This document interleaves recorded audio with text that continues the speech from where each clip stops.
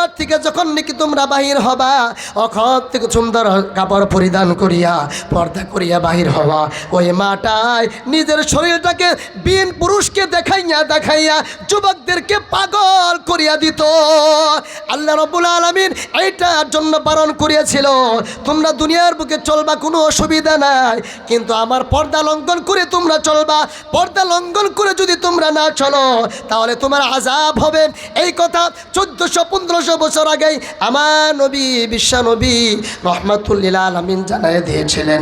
ও ফাতেমা রে, এই বান্দিগুলো আল্লাহর কথা শুনে নাই, সেই জন্য তাদের শরীরগুলো জাহান্নামী কেচি দিয়ে কাটতেছেন, এবং কি মানুষের গীবত করত, সেই জন্য ওই জাহান্নামী কেচি দিয়ে কেটে নিজের মাংসগুলো নিজেই খাচ্ছে। ও পর্দানিশী মা, ও মা, আমি আপনাদের পায়ে হাত রেখে বলি, 1 নম্বর হলো আপনাদের পর্দা। আল্লাহ নবী সাল্লাল্লাহু আলাইহি সাল্লাম বলেছেন, কোনো মা যদি জান্নাতে যেতে চায় ওই মাটার বেশি আমল করা লাগবে না। ওই মা যদি 60টা আমল যদি ভালোভাবে করে, আমার আল্লাহ রাব্বুল আলামিন বলেন, আল্লাহ নবী সাল্লাল্লাহু আলাইহি ওয়াসাল্লাম বলেছেন, আমার উম্মতের মধ্য থেকে যত মা রয়েছে, যত আল্লাহর বান্দি রয়েছে, যদি তাদের ভিতরে 60টা সিফত থেকে যায়, আল্লাহ নবী বলেন তাদের জন্য 8টা জান্নাতের দরওয়াজা খোলা থাকবে। সুবহানাল্লাহ। 1 নম্বরে হলো যেই মাটা পর্দানিশী হয়ে থাকবে। 2 নম্বরে হলো যেই মাটায় নিজের স্বামীর খেদমত করবে। 3 নম্বরে হলো যেই মাটা রমজান আসার পরে রোজা রাখবে।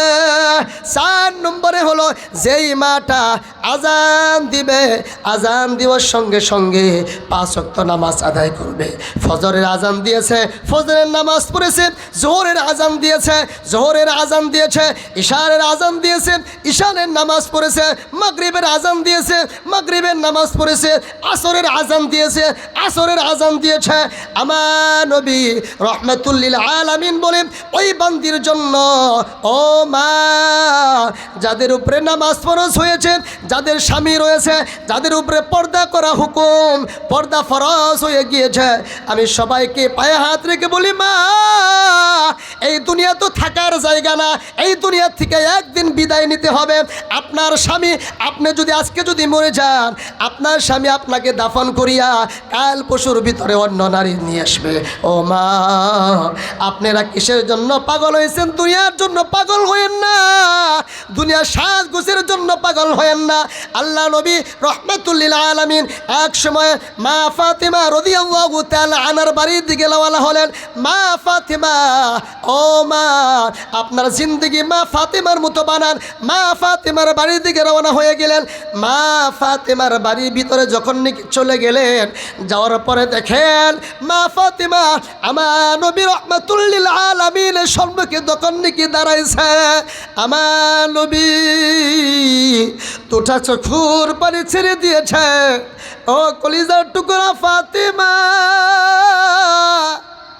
তোমার চেহারা এত খারাপ হয়েছে কেন?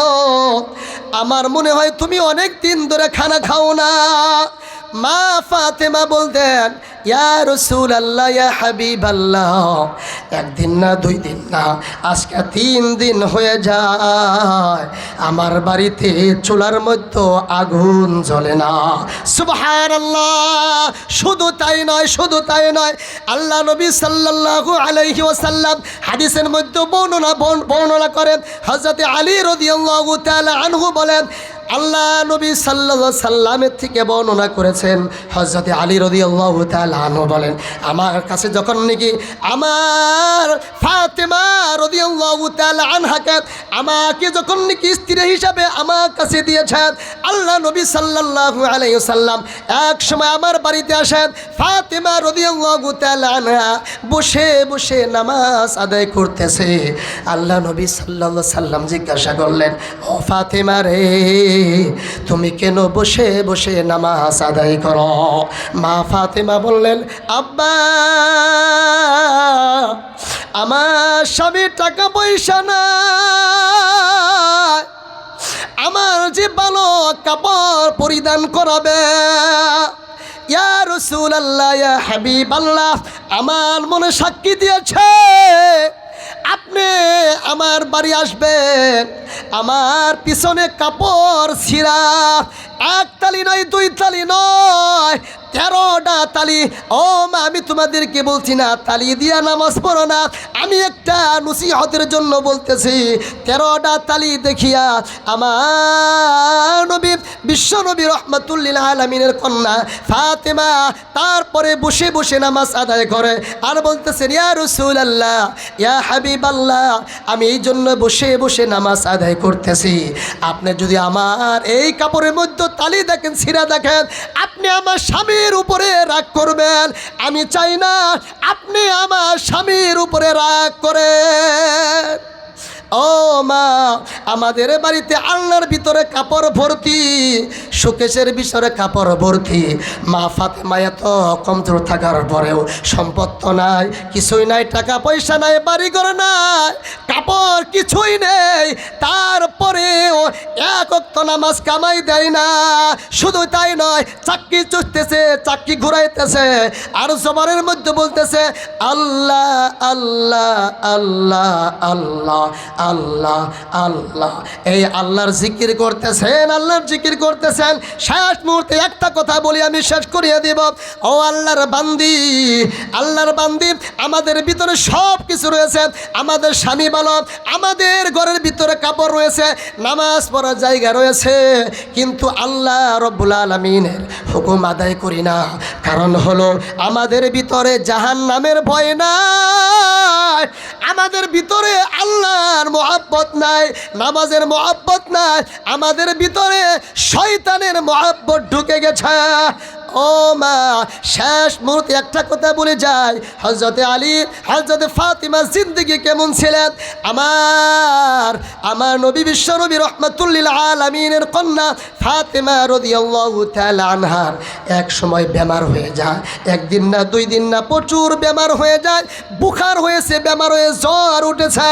আলী রাদিয়াল্লাহু তাআলা আনহু ফাতিমা রাদিয়াল্লাহু তাআলা আনহু বিছানার মধ্যে শুয়েছেন, জ্বর, প্রচুর জ্বর। ও যুবক, যারা আমার কথা শুনতেছেন, যারা স্বামী হয়েছেন, আমার কথা শুনতেছেন, যারা স্ত্রী হয়েছেন, স্ত্রী বিছানার মধ্যে শুয়েছে, আলী রাদিয়াল্লাহু তাআলা আনহু সারা রাত মা ফাতেমার মাথার কাছে বসে বসে মাথায় হাত বুলাইতেছেন, হাত বুলাইতেছেন। এক সারা রাত ঘুম পারে নাই। ঈশার নামাজ পড়িয়া আলী রাদিয়াল্লাহু তাআলা আনহু ফজর পর্যন্ত বসে রয়েছেন। মা ফাতেমা রাদিয়াল্লাহু তাআলা আনহু ঘুমাইতে পারে না, ছটফট করতেছে। যখন নাকি ফজরের সময়, ফজরের পূর্বে আলী রাদিয়াল্লাহু তাআলা আনহুর ঘুমের গলবা লেগেছে, মা ফাতেমার জ্বর একটু কমেছে, দুইজনে নিদ্রার মধ্যে চলিয়া গিয়েছে। যখন নাকি মসজিদের মধ্যে আজান দিয়েছে, আমার নবী রহমাতুল্লিল আলামিনের কন্যা ফাতেমা আলী রাদিয়াল্লাহু তাআলা আনহুকে ডাক দিলেন, প্রাণের স্বামী, ফজরের আজান দিয়েছে, আপনি উঠেন, ওযু বানাইয়া আপনি মসজিদের মধ্যে চলিয়া যান। মা ফাতেমা রাদিয়াল্লাহু তাআলা আনহা উঠিয়া ঠান্ডা পানি দিয়া ওযু বানাইয়া 2 রাকাত ফরসুন্নত ফরজ নামাজ পড়িয়া আবারও নিজের যেগুলো কাজ রয়েছে কাজগুলো করতেছেন। স্বামী যখন নাকি মসজিদের থেকে নামাজ পড়িয়া বাড়ির দিকে আসা দেখে, নিজের স্ত্রী, কলিজার টুকরা স্ত্রী ফাতেমা রাদিয়াল্লাহু তাআলা আনহা নিজের হাসবে যে প্রত্যেক দিন যেগুলো কাজ করে সেগুলো কাজ করতেছেন। আলী রাদিয়াল্লাহু তাআলা আনহু বলতেছেন, ও আমার প্রাণের স্ত্রী, নিজের শরীরের দিকে একটু খেয়াল তুমি রাখো। মা ফাতেমা রাদিয়াল্লাহু তাআলা আনহা বললেন, আমার প্রাণের স্বামী রে, আমি আমার শরীর খেয়াল রাখতেছি, কিন্তু বাড়িতে দিকে এখন আপনি তো বাহির হয়ে যাবেন, আপনি তো কাজের জন্য চলে যাবেন, আপনি তো কামাইয়ের জন্য চলে যাবেন। আমি চাই না আপনি বাড়ির থেকে না খায়া কাজের মধ্যে চলে যায়। আমি চাই আমার হাতের রান্না খেয়ে আপনি বাড়ির থেকে বাইর হইয়া হালাল রুজির জন্য তালাশ করতে যান। আমি চাই ও মা, আমি আপনাদেরকে পায়ে হাত রেখে বলেন, স্বামীকে সুন্দরভাবে বলেন হালাল রুজি কামাই করিয়ে নিয়ে আসা। ও যুবক, আমি আপনাদেরকে পায়ে হাত রেখে বলি, আমার যাদের স্ত্রী আছে তাদেরকে আপনি নর্মভাবে ভদ্রভাবে বলেন, ও প্রাণের স্ত্রী, এই দুনিয়া থাকার জায়গা না, একদিন তুমিও চলে যাবা, একদিন আমিও চলে যাব প্রাণের স্বামী। ও আমার প্রাণের স্ত্রী গো, আমি তোমাকে বলি তুমি নেককার হয়ে যাও, আমি নেককার হয়ে যাই। যদি নেককার হয়ে যায়, আল্লাহ রাব্বুল আলামিন বলেছেন লিতাসকুনু ইলাইহা, ওই স্বামী স্ত্রীর মধ্যে দুনিয়ার বুকে আল্লাহ শান্তি দিবেন, আবার মৃত্যুর পরেও আমার আল্লাহ রাব্বুল আলামিনও শান্তি দিবেন।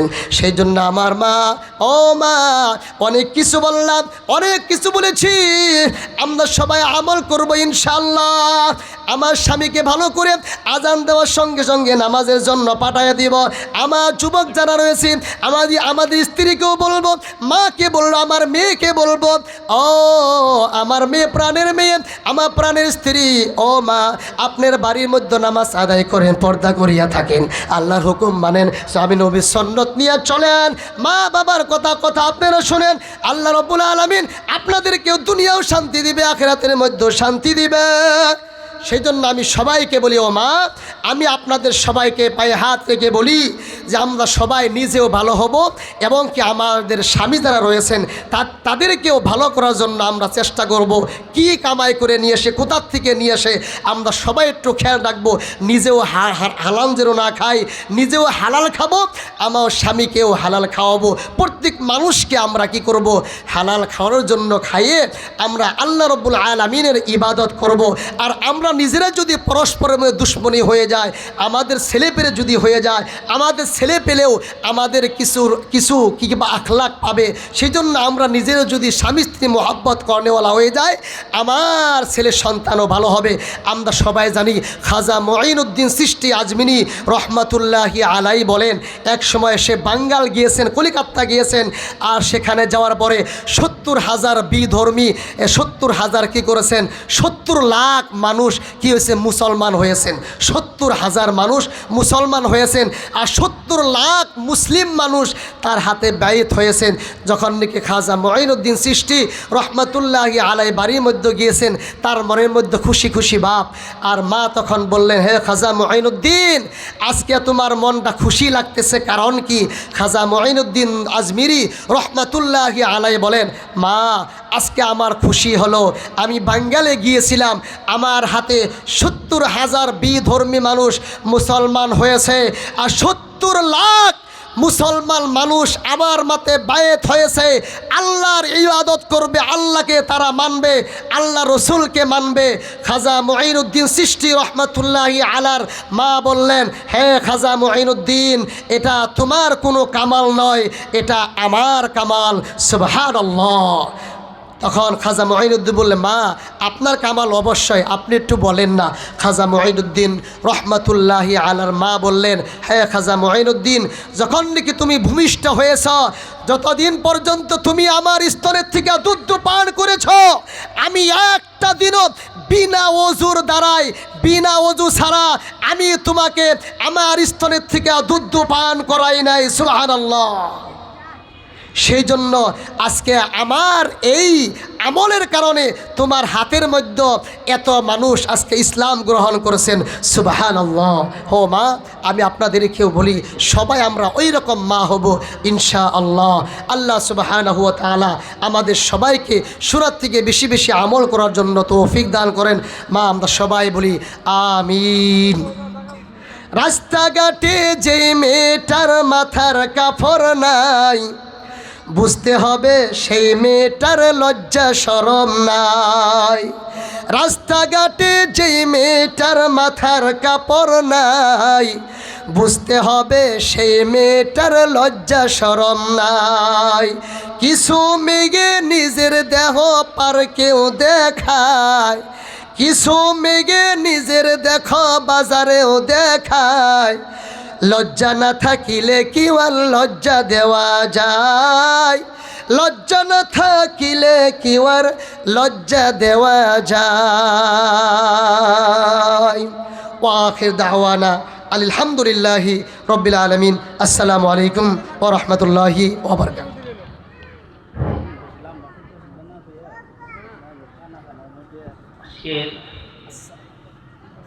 সম্মানীয় বক্তা অফিসকারী মৌলানা মাইদুল ইসলাম সাহেবকে শেষ ধন্যবাদ। আপনাদের